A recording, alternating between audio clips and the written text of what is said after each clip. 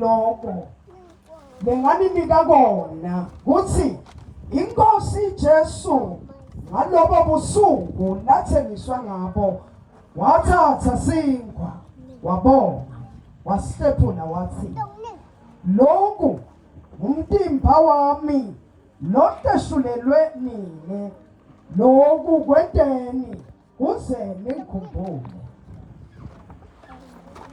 Ngalokufanako wathatha indzebe emva kwekudla kwakusihlwa wathi le ndzebe isivumelwane lesisha lesentiwe ngengati yami.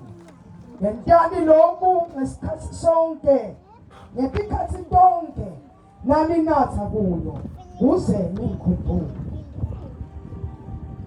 Ngobe nanidla lesinkwa ninathe kule ndzebe nifakazela kufa kwenkosi ize ibuye. Ngakho-ke lowo lodla lesinkwa aphindze anathe kule ndzebe